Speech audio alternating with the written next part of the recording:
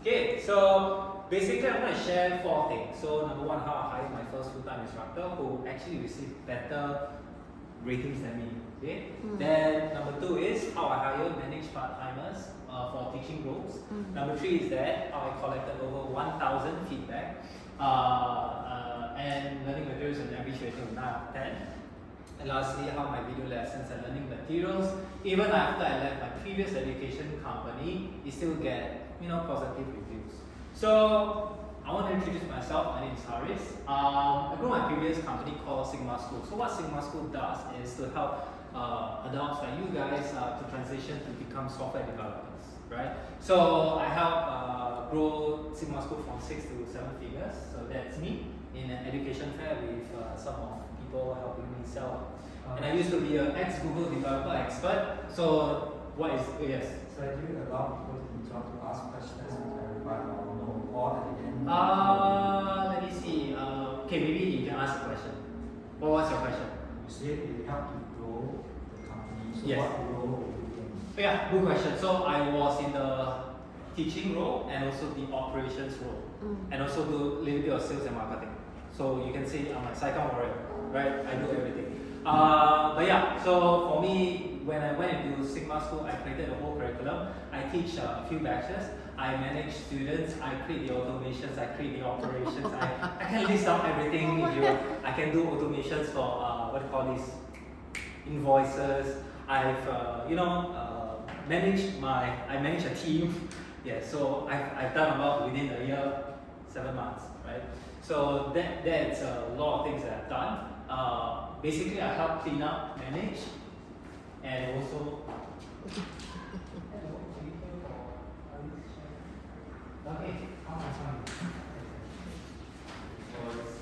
Okay, yeah, so I've done a lot of that, right? And I was working with my previous business partner, and that was a very good learning experience for me. So learning meaning having a lot of stress. Alright, yes. Okay, so at the same time I used to be a Google developer expert, meaning I was chosen to create content for Google for free, something like that. Okay? Then also I taught in many schools, right? My first school was North Flat School. Best school to learn, right? Yeah, exactly. You can tell me how to manage tough kids. I don't know how. But I taught in other schools as well. So I'm not a full-time MOE teacher. I was a part-time instructor teaching coding, tech. My first my first teaching role was teaching drama to North Flat School students. Yes. So yeah, I've gotten from drama to coding. But yes. And I've taught in other universities as well, and this is a bit outdated, but I taught a lot more. Okay, so I also have a YouTube channel that I don't create anymore. So I have over 19,000 subscribers and 1 million views, total views now. So if you want to know how much 1.5 million views can earn you $3,000, not that much. But yeah, so I created these YouTube videos as well. Okay. Yes. You know this thing called smart. So when you share with us those information like how many views, how many viewers, and all that ratings are, if you don't give us a time frame, it's lost on me. Do you take 10 years? Do you take 1 year to achieve those things? No? Like you say you have 19,000 subscribers and 1 million views. So how long do you take to achieve that? Right, so for this I would say I stopped at 50K in terms of creating videos. So it took me 1 year, 10 months to reach that. Yeah.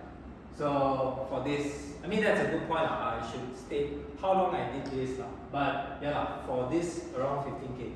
I think 1 year, 10 months are roughly that. Yeah. A lot of work, right? A lot of work to create all these videos. It was my full-time job creating videos. Yeah. I wanted to try the YouTuber lifestyle. Okay. Yes. Harder than people think. Okay, so number 1, I'm going to share on how I hired my first full-time instructor. Okay, so essentially, to just share a bit about myself. So I like rock climbing. See me there. And then basically what happened was I've been climbing for 10 years. This is the first time I got a major injury. I've gotten injuries many times, but this one. So I fell badly and I tore my ACL. And the thing is, I had lessons to teach. So that was before COVID, so I had a lot of physical lessons. So one thing that popped up was this business course. Any of you guys heard of this person called Alvin Poe? Yeah. Right? Stuart Tan, right? So they created this thing called super scaling. It's a course where it helps businesses to scale up, right? So it was a business course that, understand how to run a business. I was running my own education business, teaching coding to JC students back then. I was partnering with a JC tuition center. And then there was one question that I asked to the mentors. Stuart and Alvin. I asked, what if the person that I'm hiring, right, can't teach better than me? So anyone agree? Can people teach better than me? So last time I was very like, hey, I'm the best teacher because I got 15,000 subscribers. I have so many ratings for the past three years from different schools. Right? Why the person cannot teach better than me? Right? I was so like stuck up, right? So he didn't say this. Okay. So I would summarize what he said. He said it can be right or it can be rich. You can be right. You can continue whatever beliefs you have. Yeah, you are the best teacher, and that means you won't have time to grow your business. Or you can be rich. You can hire, you can train, because essentially it's a skill deficit. You don't have the skill to actually train someone to actually become as good as you or even better, right? So that's something I really like my first false belief that I removed, right? So that's when I really applied to what I've learned. And then when I was with Sigma School, then that's where I actually hired my first full-time instructor.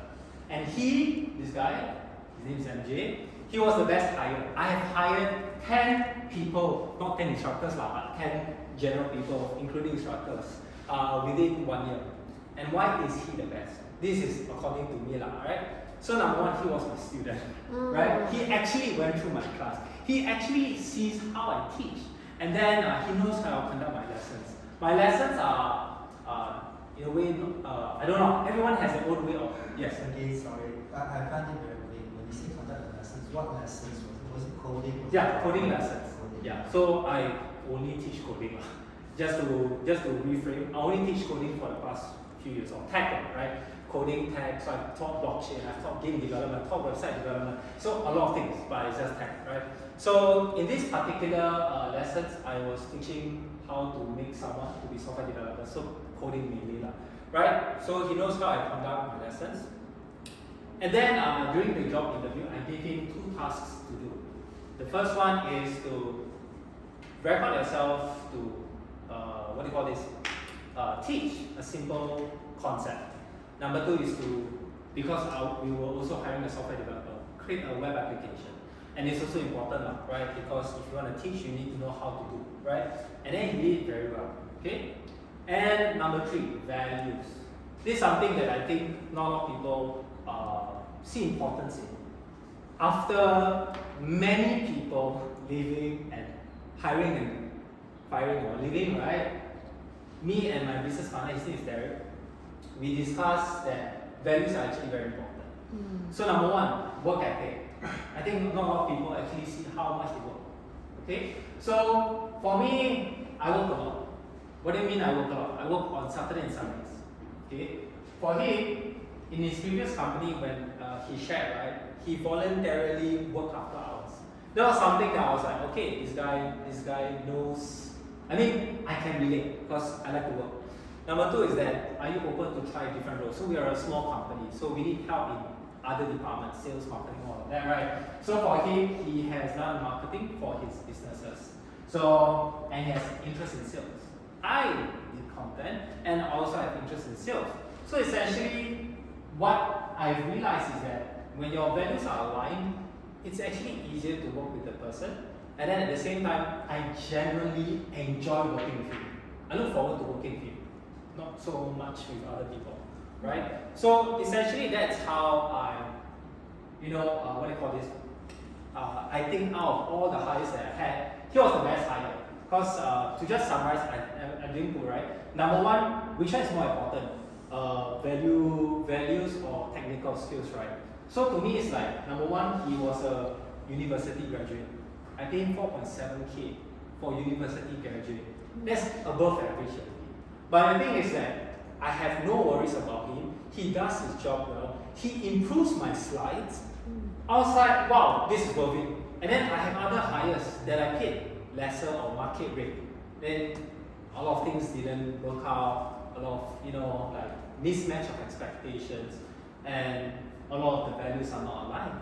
So a lot of times these people who leave, he left out because he wants a higher salary that we can't afford. But he has been with us for less than a year, around 10 months.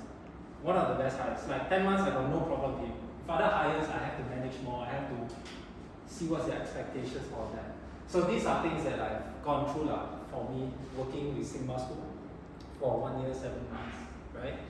Okay, so number 2, how I hire him or hire and manage. So I see part-timers, but I think what would be helpful is how I hire and manage instructors.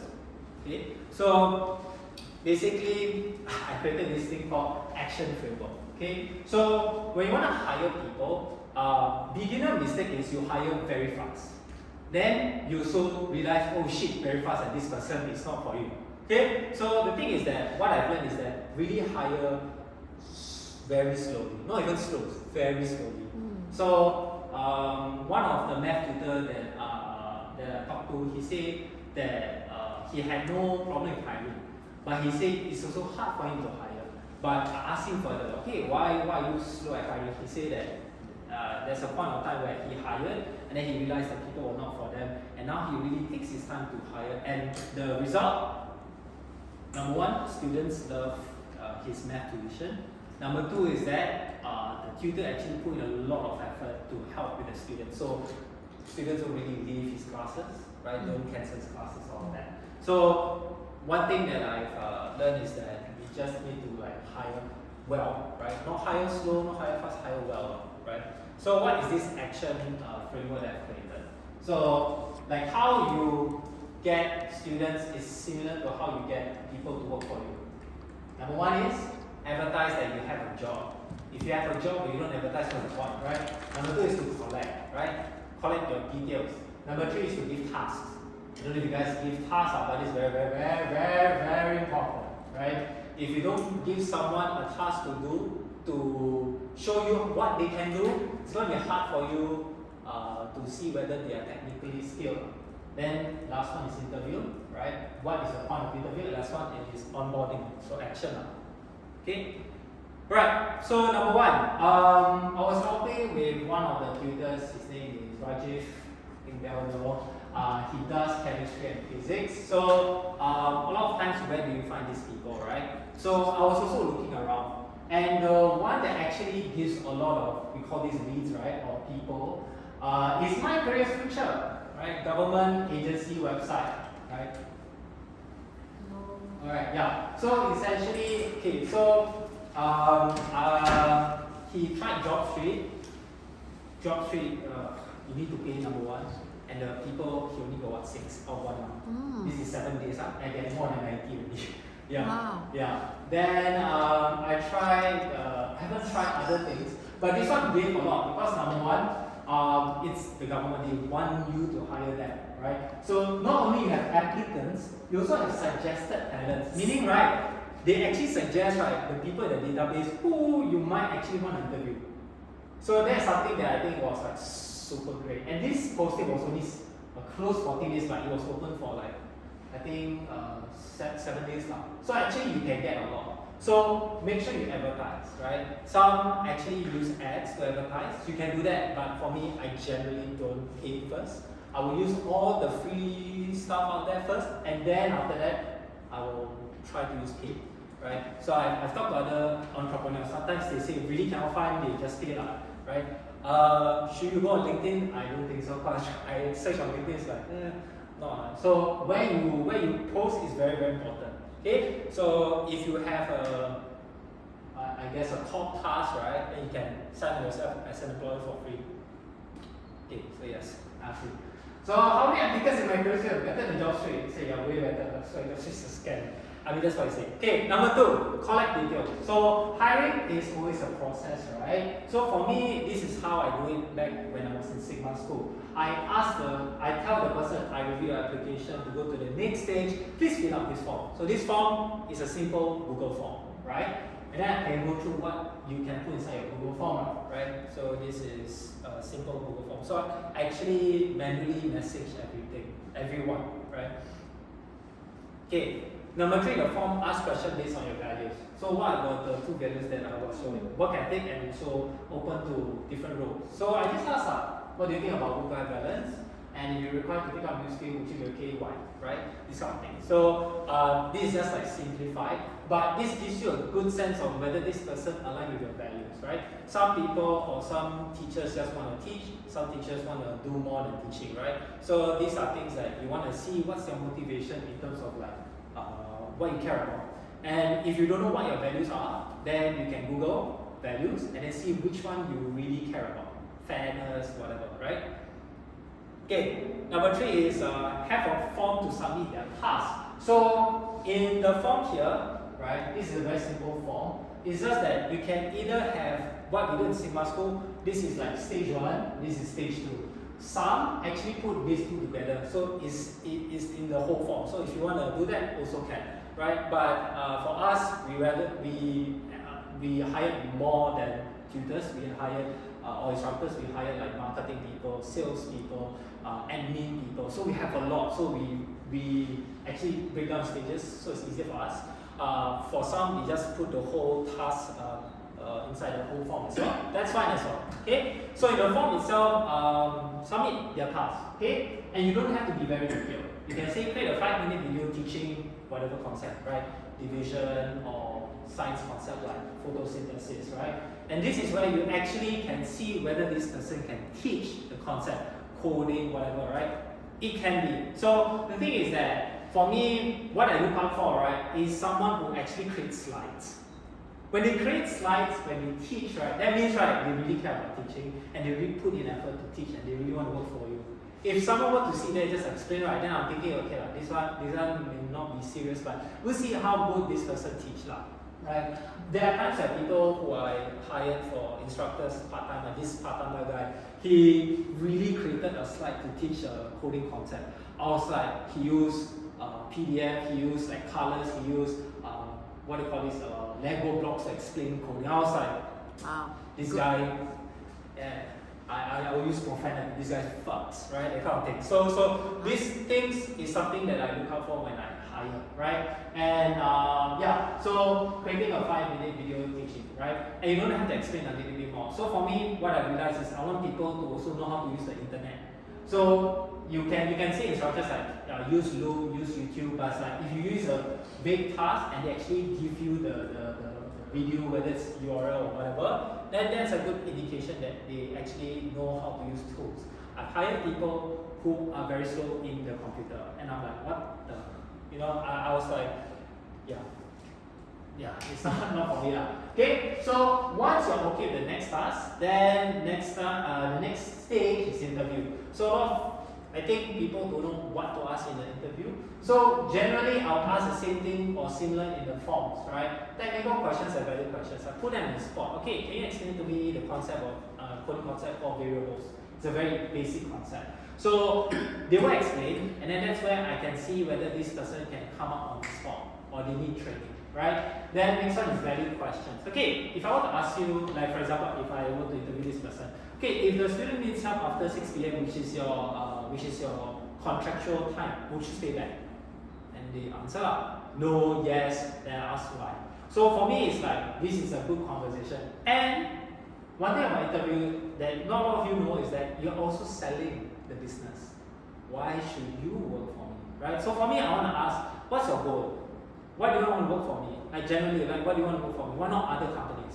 Because from my experience, it's better to not hire anyone that is really not aligned with you, because they give you more problems and solutions. Yeah. Exactly. I think some of you might also have experienced that. So, and if you want to hire the above average person, right, then generally, right, I recommend you to pay above market rate. Because otherwise, you're not going to attract someone who is very good. Like for example, you ask me, Haris, you want to teach coding 10? How much? At least 5K per month. Because I know my value, I'm very good at it, and I have all of whatever I showed that I can present, right? So a lot of times these people, they already are in somewhere, whether it's a school, whether it's a tuition center, they already can teach. Yeah. So it's like, if you want to hire this person, just generally ask them what is the salary you're looking for. Because this MJ guy, right, this guy, he did sales, marketing, certain admin work for me, teach as well. And then he also do coding, 4.7, do so many things. I was so happy, right? I hire a marketing, never give what I want, you know, that kind of thing. So it's like for me, it's like it's always good to hire people who are worth what they know, right? Okay, and then generally, right, this is the next question. When you hire full-timers, right, will you enjoy working with this person? You're gonna be working with this person every single day, 8 hours a day. And if you are like, you know, starting your own thing, you probably work more than 8 hours, right? Do you actually enjoy working with this person? That's why values are very important. Like after a while, it's like, you know, but also technical. It's like if you want to have everything, right, then the salary also increase, right? So it's like it's a lot of things that you need to think about. If you want to hire part-timers, generally I would say go for more technical questions, so at least this person know what they are talking about. But if you want to hire someone full-timer where you're going to talk to this person every single day, you need to know what's your values. My previous business partner called non-negotiables. What do you cannot? Oh, I need to go until 5. Okay, then at least both of you understand after 5, I will talk to you, right? At least you have expectations then. Otherwise, you're gonna be, hey, I work so hard, you don't work so hard, misaligned, right? So you need to accept what are your non-negotiables. That was very important when I'm working with a business partner, right? If you wanna go for, if you wanna partner with someone, what is your non-negotiable? Are you okay? Then you list down. Are you okay working 8 hours every single day? What's every single day? Including weekends? That's very, very important. So that's something that you need to understand. And the thing is that if they are highly valued, means they're very, very good, and they have non-negotiables, then that's where you negotiate. Okay, you don't work Saturday. Okay, settle, then move on. Right? So these are things that it's sometimes you just need to talk about it, understand why, what's your non-negotiable, that kind of thing. Then lastly, on board. Okay, so the thing is that what I realized, the faster you give the person contract, the higher. So it's essentially sales, right? If you don't close this person, if you don't make this person join your team, he or she also has other offers, because this person probably has a lot of offers out there. If you don't say something, then they will go to another place. And then you say, hey, here's the contract. Oh, sorry, there's someone who offered and better. And then it's like, oh shit, you know, because you do, right? So onboarding, I would say, is also pretty important. I know as a small business, my MJ, right, I wanted to onboard him 1 month, see how I teach, assist, right? But then Derek, he said, okay, you just teach. I'm like, oh shit. But he managed to actually, you know, teach to the students. At first, it wasn't that good, but he slowly improved, which is very, very good. So I would say it really depends on how much bandwidth you have, right? If you really cannot train this person for a period of time, tell the person, hey, sorry, I need you to just be in the class after like 1 week, maybe you see me. Is that okay with you? Alright, okay. Versus, you don't say anything, then the person's like, hey, I thought I got 1 month training. So, a lot of things you need to do expectations, right? And that's why you should put in the interview, what is the expectations of this person teaching? Are you going to teach all the lessons? Are you going to teach a few lessons, right? So, these are things that you need to onboard. And then, welcome new member, train and manage. Right? So this, I would say, out of managing and hiring, I would say out of the two, you tell me which one is more important? Hiring. Because right, if you hire someone who's very, very good, they generally can manage themselves. Otherwise, you put in more effort into managing, right? But it depends on the role that you're hiring also. If it's part-timers, generally, I mean, if you can find good part-timers, good. But if not, then you kind of have to manage them as well. Which I am going to share with you, how do I manage, right? So this one, there's many ways you can manage a person. But for me, how I manage any instructor that I hire is through feedback. Because what I care about is not what I think about this instructor, it's about what the students think about this instructor. Okay? So essentially for me when so this is me teaching coding to GC students for like a holiday program. So one thing I realized is that why do we always have feedback only at one part of their learning experience? Why not every single day? That's how I'm obsessed with teaching, right? So that's why I actually collect feedback every single day. So that right? So I'm gonna say, okay, so why I collect teaching or feedback every single day? Because number one, I really want to be very good at teaching. I want to be excellent. I want to be great. I don't want to be average, right? I want to be very, very good.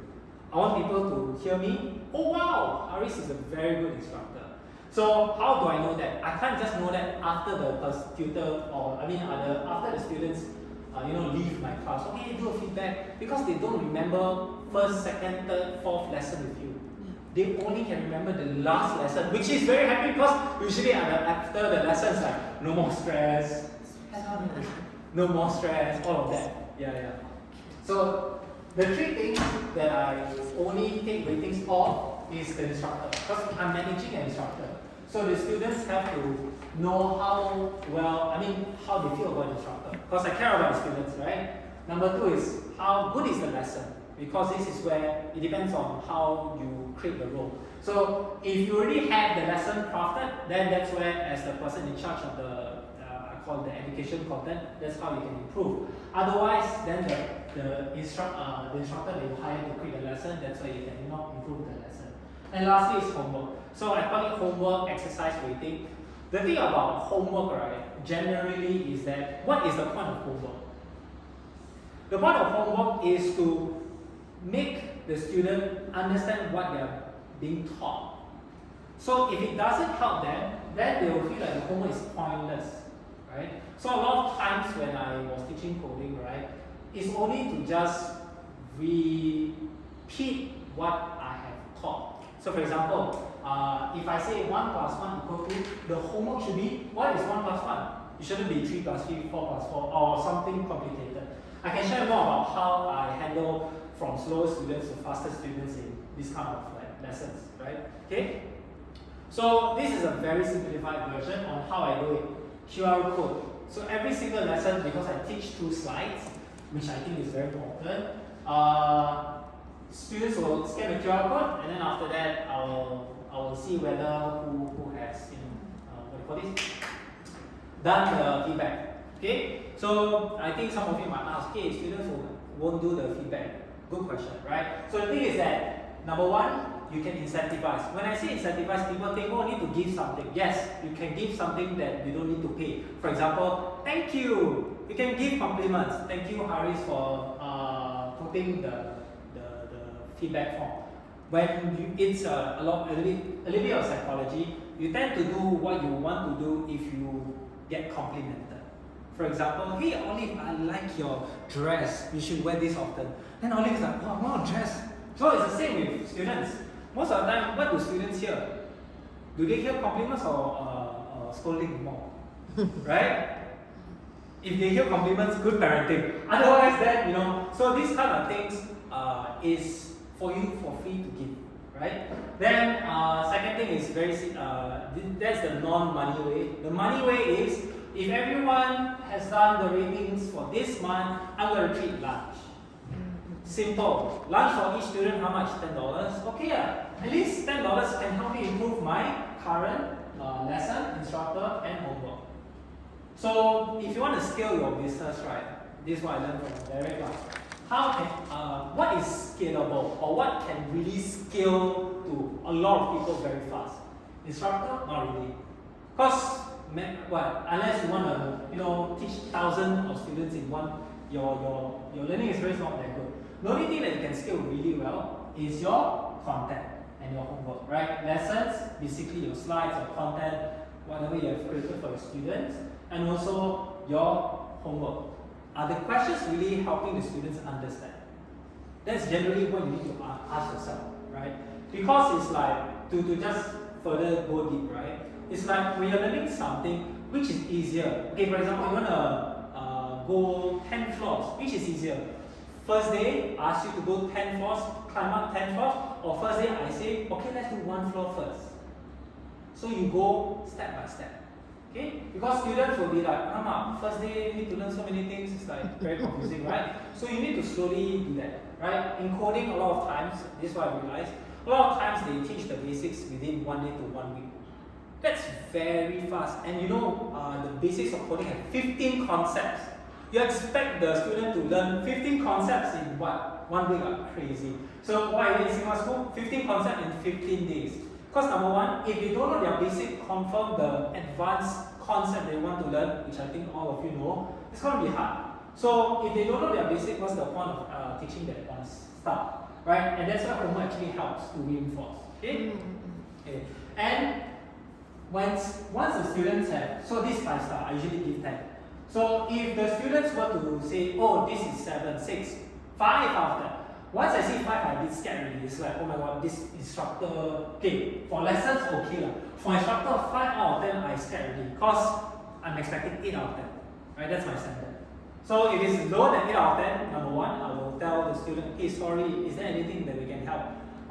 Then number two, I will see the recording, what the instructor did, and then tell the instructor, can you, let's talk about how we can improve. Okay, so this is how I manage all my instructors. I never like go to the lesson, see how they teach. No, because I have so many lessons every day that it's like I cannot be everywhere, right? So generally, I will see if like one student has 7 out of 10, but the rest says 9, then okay, maybe it's a student thing. Or if, which happens, if one lesson all of the students say 7 and below, then it might be the instructor.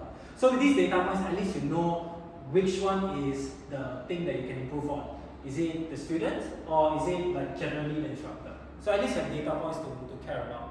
So with this, when students give feedback improves the learning experience, right? It's a whole feedback loop. You don't have feedback, how do you know that you're doing well? Generally, you don't know, right? Like, so that's why I like feedback. And the first few feedback, you might see very not so good feedback, and that's okay because at least you know what you can improve on. Literally on the first day of my coding class, someone said this is boring. And I'm like, so okay, I need to improve. What do you mean by boring? Kind of thing. I was like, I don't like your energy today. And I'm like, okay, every single lesson, my energy must be very high.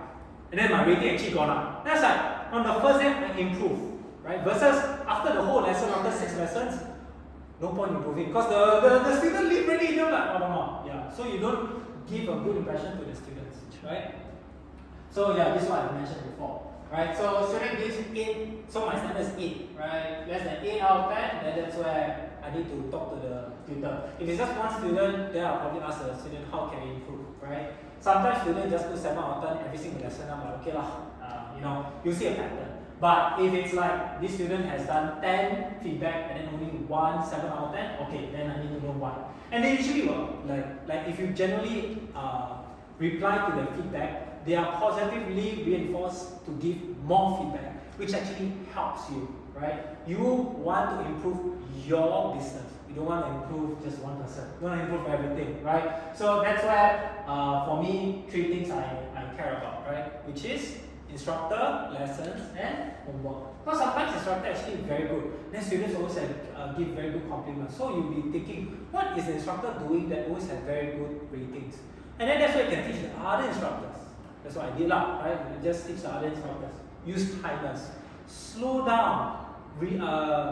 Explain all your jargons, right? What is variables, right? It's like a lot of these things you can just tell the instructors and then they will say and then you see ratings improve. Okay? So always train your instructors as well. Okay. Alright. So and then last one. How my video lessons, learning materials receive positive feedback even after I transitioned out of teaching at my previous company.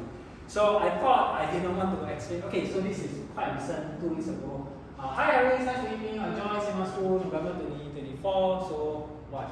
Last month. I really enjoyed the tutorial videos. Your journey as shared on YouTube has really inspired me.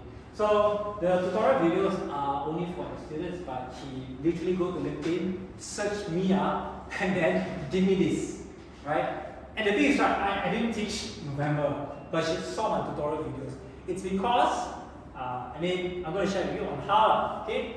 Okay, so I can share a lot of things. So I was thinking, it's like, what are the two things that really helped me improve on my things? Okay, number one, explain all jargon fancy words. Right? You have a lot of things that you want to explain, but I've realized students will just won't listen to you if you don't explain anything. So when you want to explain something, right, really go down to the level of if the student really have no idea on what you're talking about, and then try to relate to it. So for example, coding, right? What is variables, right? Variables is a way to store data, right, in one sentence. What do you mean by that? So for example, right, what's my name? Haris. So Haris is the data that you want to store, right? Usually you store Haris in your brain. So your brain is actually in a computer, right? So Haris, and then what do you connect to? What do you associate with? Haris is a name. So variable name equal to Haris, right? Okay, so explain all jargon fancy words, right? As much as possible. I mean, I learn about this because when I teach to 6-year-old, 7, 8, 9 coding, I don't know how you do that. So you need to visualize. You have to visualize, right? And the thing is, right, okay, if I do this to 6-year-old, 7-year-old, can I do it to secondary school students? Can I do this working adults? All of them liked it because, number one, I generally teach how I teach my students to adults. Adults are just like, okay, I can understand how fast you speak. Because kids need to slowly understand a bit here and there. That's why it's a bit more visual. But it's like, why can't I just do it there for, for adults? And that's what I did. All my slides are so visual. Variables must be in a box. Then people actually understand, right? So all of these things helps. And the next thing is draw. I have an iPad. I think some of you draw as well, right? So you need to draw. It's not even it's good to have to draw. It's like, if you draw, number one, it's not a boring slides kind of what I'm doing right now. If you draw, it looks like a video, right? And then you can write down, do this and that. So, I mean, for me, I got used to drawing and I think I'm pretty good at explaining and drawing at the same time. I literally will explain and draw at the same time. Okay? I use this app called Good Notes. It's for iOS, right? But you can use anything. So when you draw, number one, students will tend to look at you because it's something that, it's like a video they watch. Second is that if you actually draw well and you have been repeating and students actually give very good feedback about your drawing, then that's when you know what you're doing is good and I just repeat and repeat and repeat and repeat. Right? There was once where a student tell me, Haris, I don't understand, feedback, I don't understand.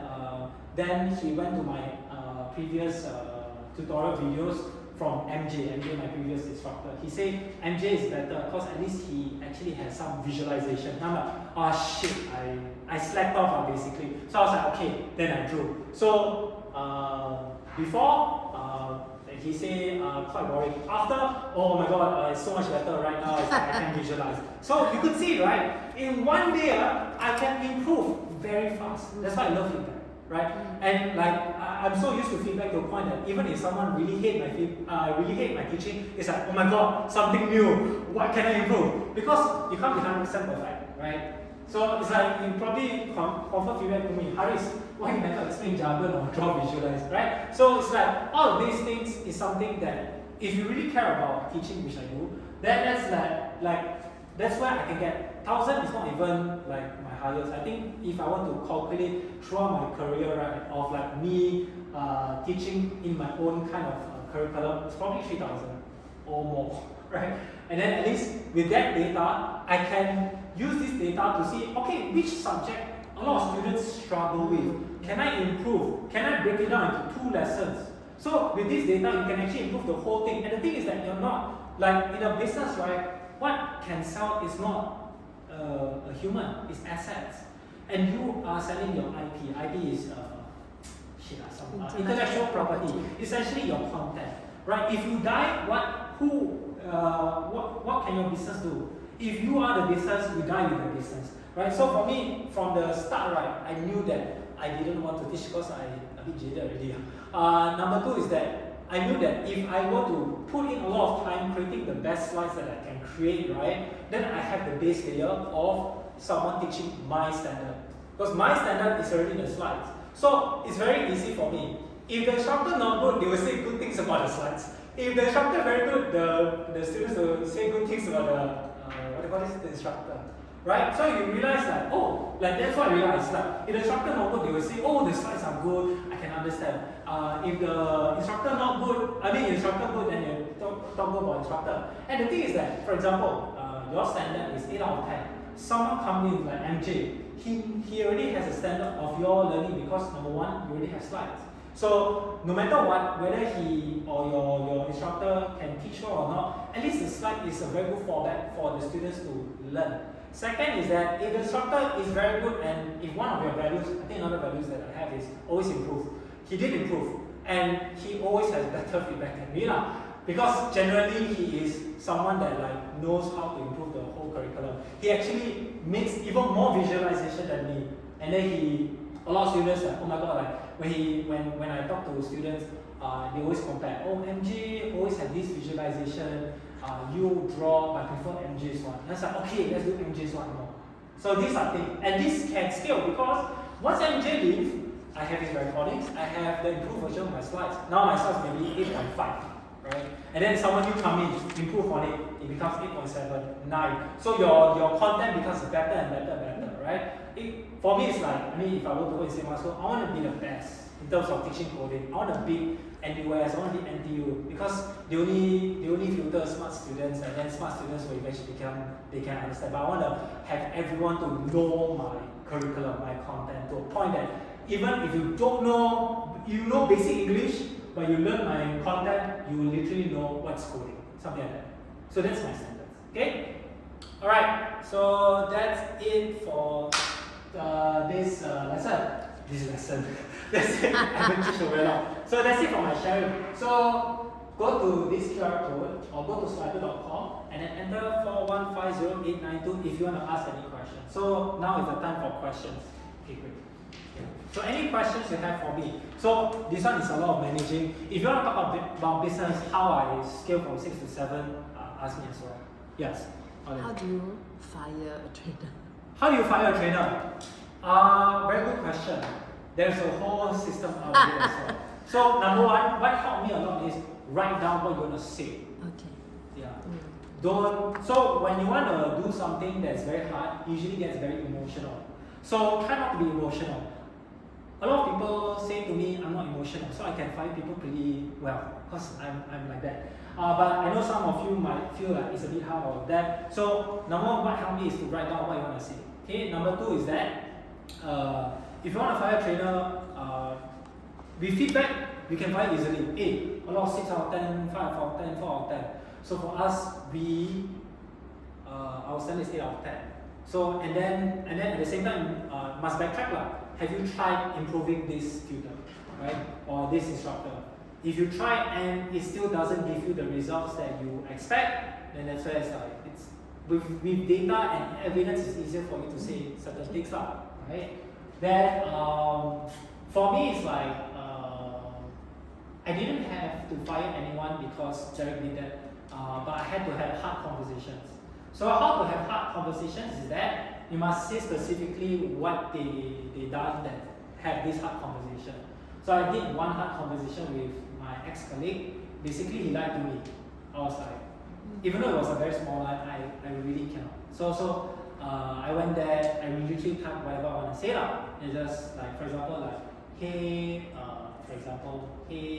Bala, I forgot what I said, but this conversation is just to talk about. So I straight to the point. I don't want to, hey, how's your day? No. It's like, hey, this one, I'm going to talk about this incident that you do, and then this does not align with your values, or this does not align with whatever, right? So you cannot just say, oh, I fire you because I feel like it. It's like, it's not, right? You need to, what is the thing that, so in terms of hiring, right, you have values, right? So it's like, I follow this thing called Entrepreneur Operating System. It's a book by Gino Wickman, so you can type that out.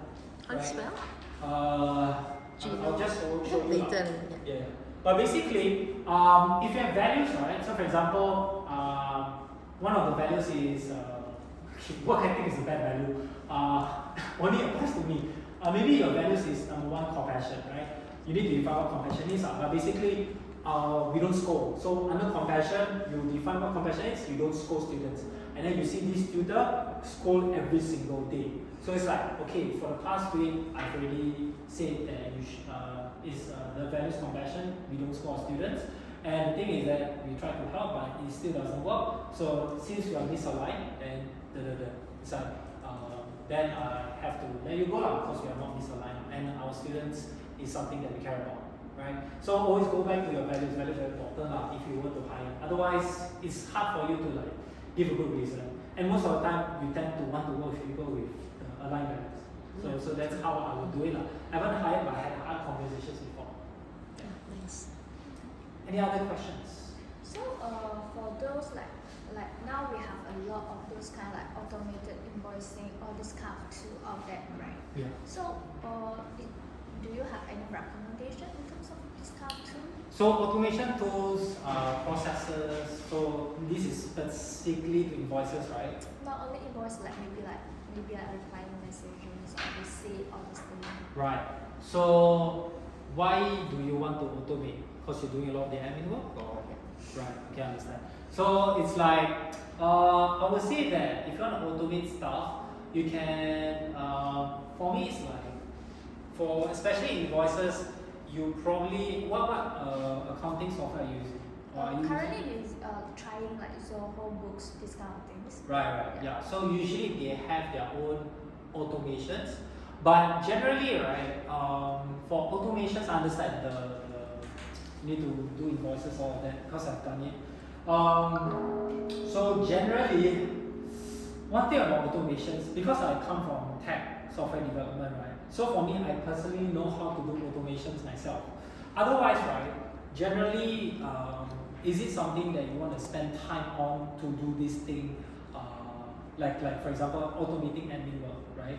So in terms of like software, to be honest, right, you can search and then there's so many software out there. Generally, what I tend to do is I'll use this thing called make.com, right? This is what I've used, this thing, make.com, right? So essentially, this is a local tool to connect certain services here and there, right?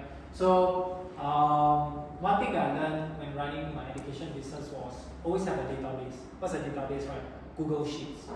A lot of times, Singapore School started with Google Sheets, and then I told Derek cannot, like literally collecting students' data from Google Sheets. I mean, from Google Sheets like not the best like structure.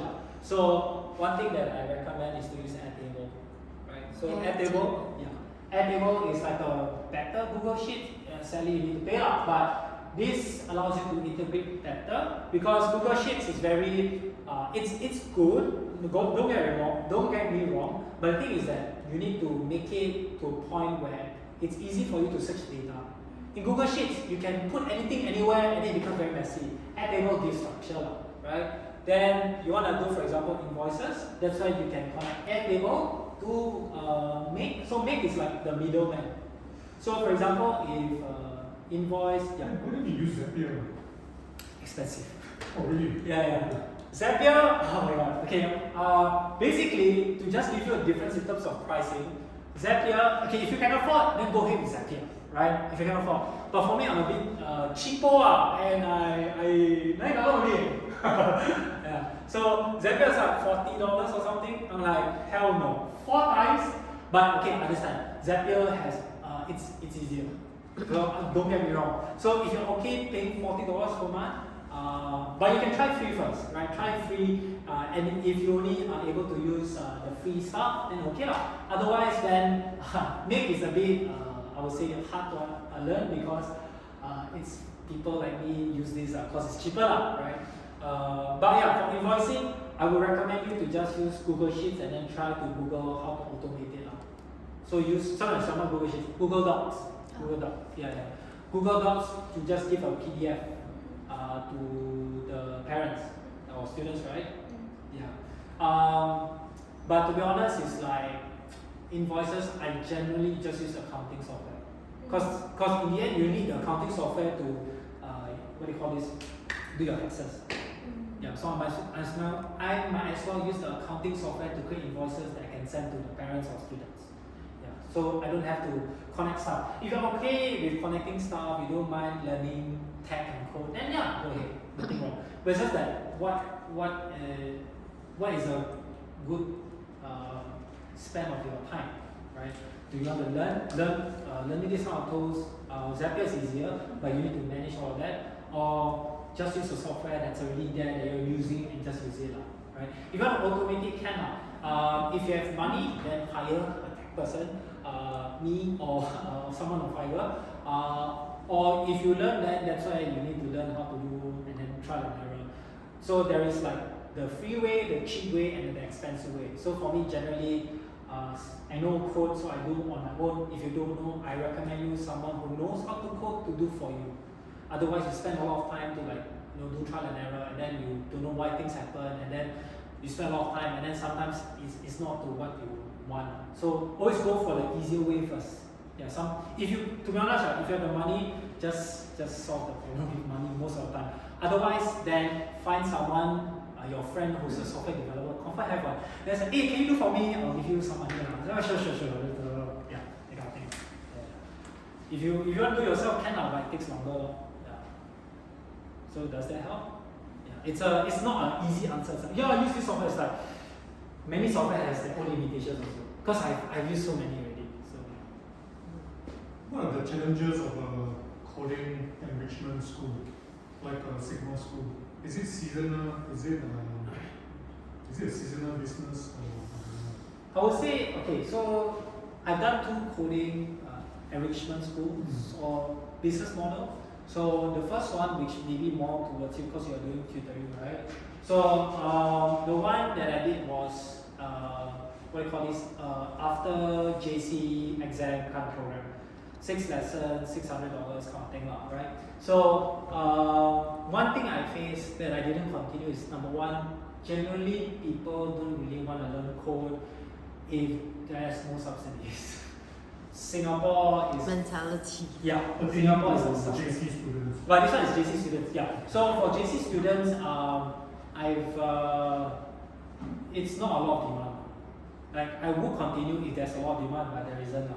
So if you were to Google coding enrichment programs in Singapore, to me it doesn't excite me. I want something bigger, right? And coding itself is not there yet. It's not to the level of India. India is like their second language already. You know that kind of thing. Like everyone want to be coders, all that. Singapore is like you have other industries like finance, tech, yes, but now you see the economy, not that good. But it's like in terms of like enrichment programs, don't know if you agree, but it's not to a point that it is the same standard as tuition. The demand is not there. So a lot of times when I see those enrichment centers, they will do like robotics, like they don't do coding only, they'll do more hands on. Expand. Huh? Expand. Yeah, something like that. Extend that kind of thing. So for me, it's like it's a good thing to expand, but it's not like if it was, I would probably be already doing it. Otherwise, it's like okay, it's not like that's the challenge that I face. It's like the demand is not there. Yeah, in Sigma school because it's mainly to help adults to career transition. I can charge way high, 5 figures, right? So for me, that's a bit more exciting. For enrichment classes, it's like similar to tutors, but the demand is really low. Yeah, so it's like So that's from my perspective.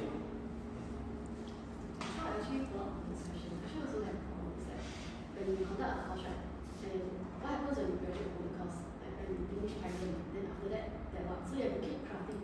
Yes. A lot, and it's never ending. Correct. So there is one enrichment course in Malaysia where it's a bit more like basically how they do it is that they create the whole curriculum online. And the thing is they don't teach. I mean they don't have a classroom base. So what they do is that the students come in and then after that they just log into the computer and then they learn. And the content is a lot, so they can learn web development, game development, whatever, right? And then after that they have a lot of interns to just answer questions. So in a way, it's not classroom lesson based. It's more towards the student just do on your own self-paced kind of thing. which is a lot more versus like there are other tech schools out there where they just have a curriculum. If you're age 6, join this curriculum. If you're age 7, join this curriculum. But then it's a bit hard because what if only 2 students join that curriculum?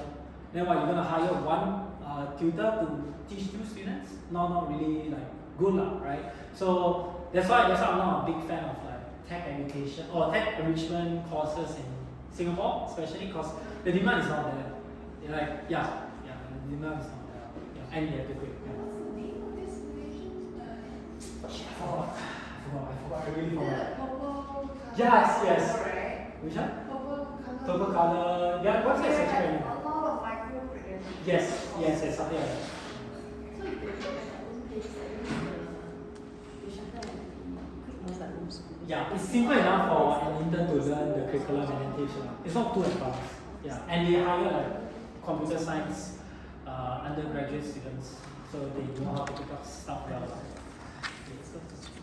One question. Yes. Just now you mentioned about you had some faster students, slower students. How do you manage that in your? Oh, okay. Yes. Okay, very good question.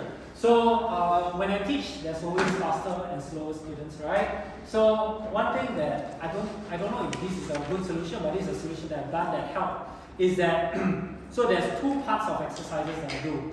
One is the compulsory part, meaning that they literally basically every student must do, and it's very simple. So for example, I teach addition, right? So it's just like 1 plus 1, 2 plus 2, 3 plus 3. So they just have just repeat what I've taught. The other part is optional, and the optional exercises are medium to high, right? So medium means it's a bit more advanced. So it's like, okay, what's 1 plus 1 plus 1 plus 3? And it's like, okay, it's a bit hard, need to calculate.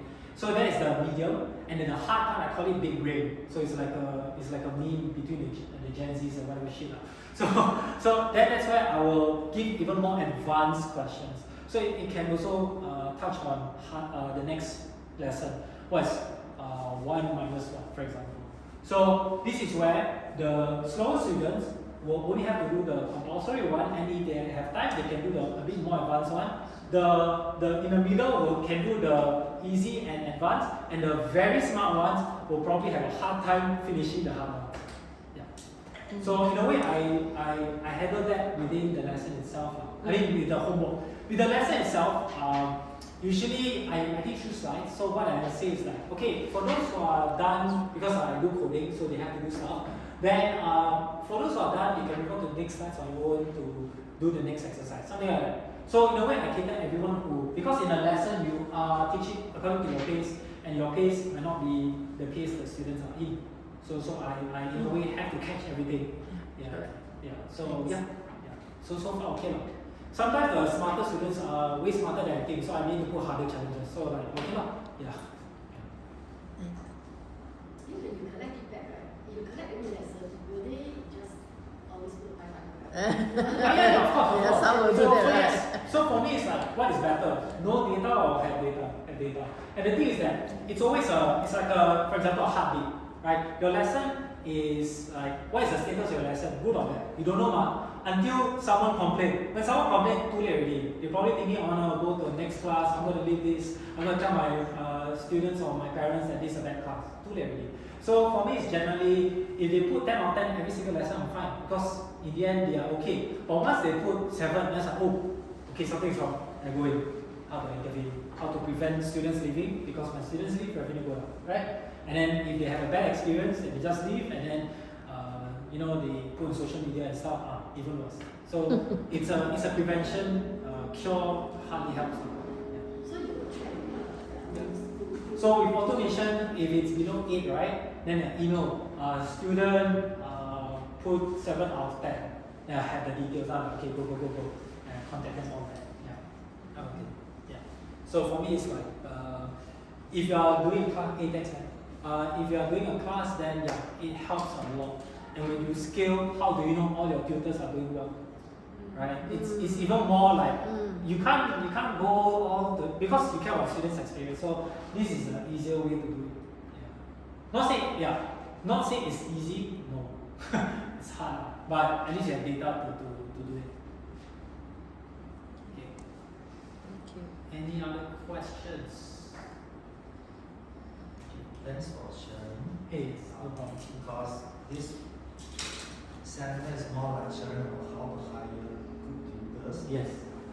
And so I'm wondering like why you had professionally or in terms of your business, are you trying to teach people how to hire good tutors or are you looking for opportunities Right. to start something? So what is the objective of Right, this? right. Yeah, so, I never introduced my business. After okay, so it's actually, Share. what I do is to help tutors to grow their business. Oh. Because for me, I've gone through the home education business from teaching a lot to operating one, to hiring, firing, to creating content, kind of thing lah. So for me, it's just like, I wanna help you guys grow your business and, for me, like I've heard enough stories of bad partnerships, the kind of thing. So if you want to grow your business, I'll hold a meeting here, and then I'll see how I can help, right? And we can partner up, kind of thing, right? Because a lot of times you want to grow, right? But you don't know what are the problems that you are about to solve, right? And a lot of times it can be preventable. A lot of times it's just that you gotta move fast, but sometimes moving fast is not the best way, right? So yeah, we can book this meeting. So for me, my company is called EduGrow, right? So we help education businesses grow up, whether you're enrichment thing or whatnot. And then so I had my fair share of starting something and then didn't work, then operationally putting so much effort on my team for no results and like what's the point? That kind of thing. So yeah. So how do you help other education businesses grow? Do you help them with the social media, such as Right, good question. So right now, my main strength will be in operations, right? So hiring, and also like generally, I want to see how you actually track your revenue.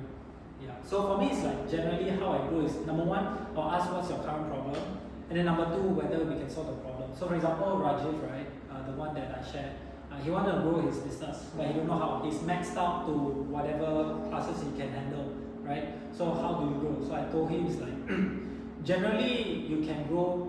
So I mean the community tutors, I see vertical and horizontal, right? So you can.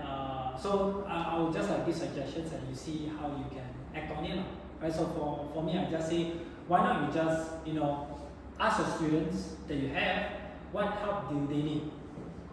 Then he said, oh, actually students have need AMF. And okay, then find AMF tutor to help them. If all of your students go to the AMF tutor and you are hiring this AMF tutor, you literally double your revenue. So these kind of things, that's Expansion. It's like more expansion. Expansion. Like So grow up from to your proof. core and then you expand. Exactly. So these are things that I do. So sometimes it's like maybe your marketing efforts are not doing well. You're putting a lot of ad spend but not returning. So ROAS are return on ad spend. $1, how much are you getting back? That kind of thing. So I see what's your ROAS kind of thing. Yeah, I call it ROAS. So you charge a consulting fee, Yes. range of 5 figures or 4 figures? So it depends on the business itself. Yeah. So yes. So what's your track record? How many businesses that you work with so far? So only one. I mean, the one that's successful in my previous education business. Now I'm opening up to the tutors, so I'm still new. So beta program. So So if you guys are open, hearing me out, then just book a call, and then we can see how we can work. So why not drop some promotions since No lah. Right now it's just like more like because everyone has their own. Some of you are like solo and want to expand. Some already have different people working under them, so it's different. I can't just give a discount for I mean promotion. promotion. Slowly lah. I'm a very slow person, so I just like for me right now I'm just like want to know what are your current problems and how I can solve. That's it. Yeah. So right now I'm not really a promotion, just sharing. So you are doing consultancy. Yes, correct. Yes, consultancy. So for Sigma School, you still own shares in Sigma School? Or No. Was it a partnership split? Or? Yeah, it's equity. So basically, when I wanna, for me, it's like I care about equity. So he hired me, so I have he gave me equity. But according to the contract, and I agree with that, that once I leave, then I sell off my shares. Yeah. Reason for leaving? Reason for leaving, I realized I want to do my own thing already. After 7 years of working for someone, working freelance, working on my own business, partnering, I realized I like working by myself. Yeah, because It's really good to know what's your best, what's your passion. exactly. What you Took really me 7 years, want. but it's okay. 7 years is. So for your new so-called company, like new business as you grow, do you have like a website or a page, like Yes, for people yes. to refer to your package or services? Can, yeah. So I'll probably send you an email or WhatsApp message on what the website that I have, what I offer, that kind of thing. So at least you have a better understanding. Yeah. So yeah, but basically it's just like, generally in one sentence, I like making money and I like making people more money also. Thank you so much. Alright, so we have this room until 12:30. So if you want to hang around, talk to me, like free consult, can let me know. Wow, great to know. And then we have some food from Belle and also Olive. So thank you so much. We have like chocolates, Old Chunky and seaweed roll. So we have this one until 12:30. I think there is some like water outside you can drink. Okay, and yeah, thank you so much. If you have any questions, then you can, if you have already signed up, I'll text you. If you haven't signed up, you can exchange numbers and then you can contact me. Okay. Alright. Thank you so much.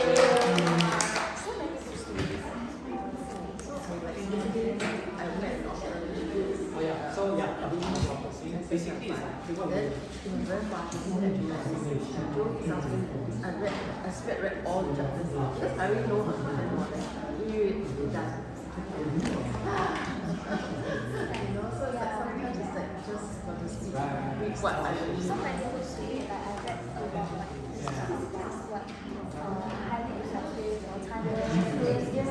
I also know that I'm reading one about stock procrastination. Because I'm a bit of which is actually okay, yeah.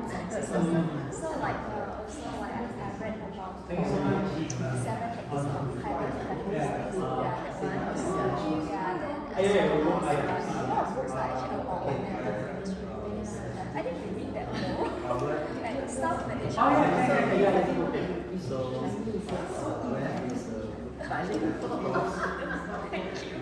It's not like English is still because like So I mean, conversation one probably send to you as well. It's a working language. So anytime you're free, just go.